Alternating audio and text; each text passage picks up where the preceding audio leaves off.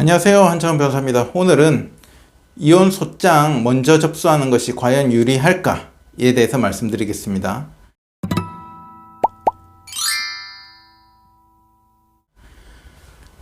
저는 지금 제가 소송을 하다 보면 이런 경우가 있어요. 꼭 유책 배우자들이 내가 이혼 소송의 피고가 되기 싫다, 내가 원고가 될래, 그게 나한테 유리할 거야, 이래 생각을 하고 소장을 먼저 접수하려고 막 간략하게 써가지고 증거 하나 딱 붙여가지고 이렇게 제기하는 경우가 있어요. 그럼 제가 이제 상대방 쪽 변호사라고 가정을 하면, 그죠? 저희 쪽은 어때요? 이혼 소송 준비하려고 막 이제 변호사가 이제 준비하고 있는데, 준비하고 있어요. 그래서 예를 들어서 상대방이 1월 1일에 딱 소장을 접수했다고 가정을 해볼게요. 그러면 우리는 이 소장이 바로 오느냐? 바로 오지 않잖아요. 열흘에서 한 보름 정도 걸릴 수 있는데, 그 사이에 우리도 준비를 해가지고 1월 한 9일경에 접수를 했단 말이에요. 그리고 상대방 소장을 받았어. 그럼 이렇게 되면 어떻게 되냐면 소송이 두 개로 쪼개져요. 이 사람이 제기한 소송이 예를 들어서 가정법원 제1부에서 담당을 하게 됐고, 내가 제기한 소송이 제2부에서 담당을 하게 됐어요. 예를 들어서 가정법원. 그러면 판사님도 다르고 다른 사건 번호에 사건이 두 개가 돼버린 거예요. 그죠? 그러면 이거 어떻게 하느냐, 이런 경우가 종종 있단 말이에요. 이래버리면 어떻게 하냐면 병합 신청을 넣어서 병합을 해가지고 이 둘 중에 하나는 본소가 되고 이 둘 중에 하나는 반소로 정리를 해서 결국에는 이렇게 좀 절차를 거쳐가지고 진행을 하는 경우가 종종 있어요.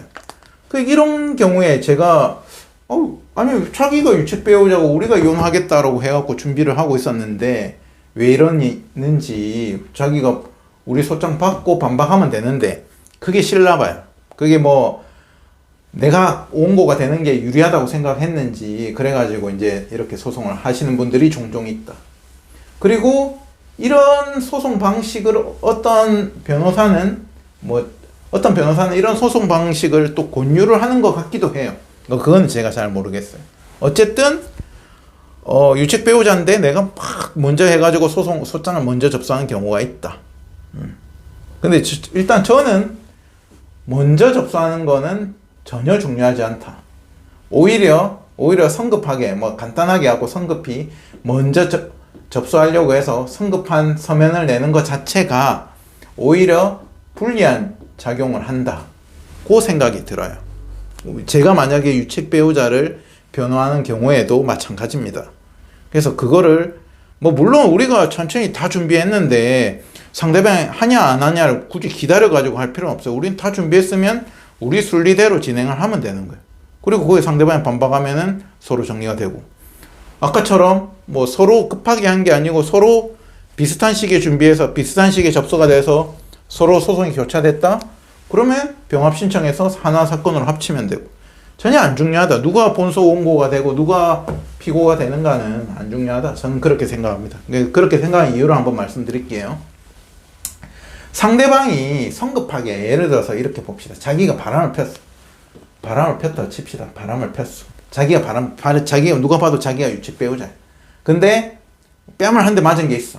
그럼 여기서 내가 바람 핀 게, 예를 들어서 뺨 한 대 맞은 게 10을 잘못한 거고, 바람을 핀 게 예를 들어서 100을 잘못한 거라고 가정을 해볼게요.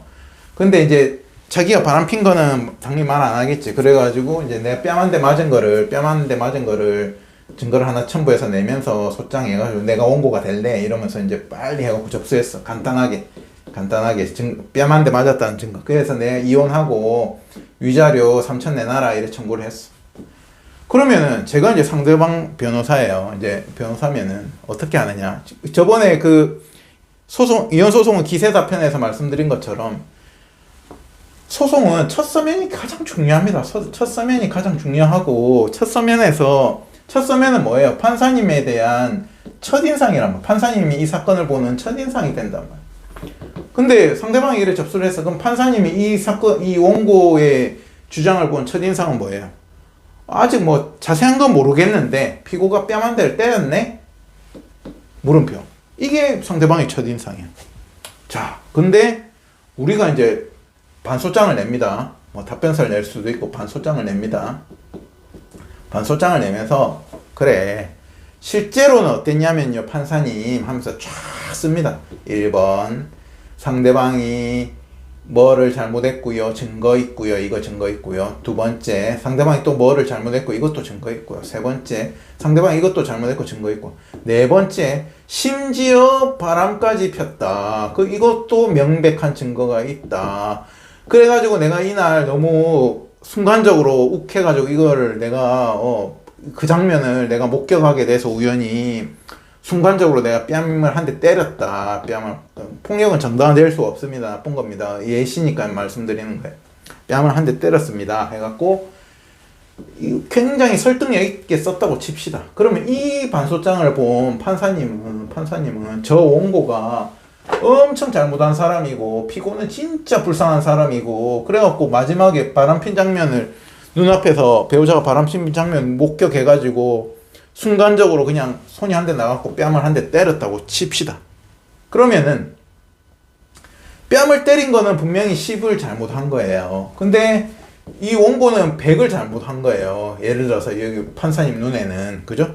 그리고 10뺨 때린 거에 대해서도 판사님이 잘못은 했는데 나도 심정적으로 나도 인간인지라 심정적으로 이해는 간다.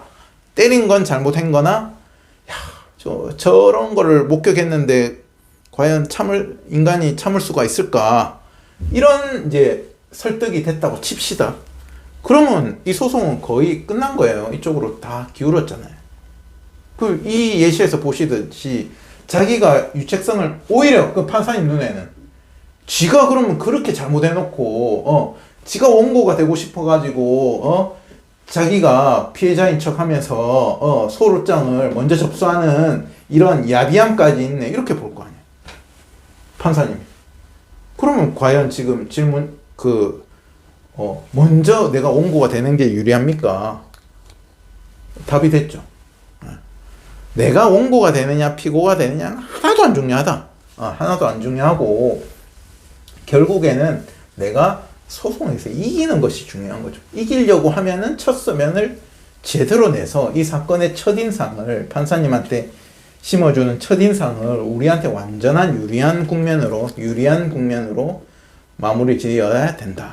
그것이 승패를 좌우하는 데 굉장한 영향을 미친다. 그래서 어설픈 지식으로 먼저 접수해야지 내가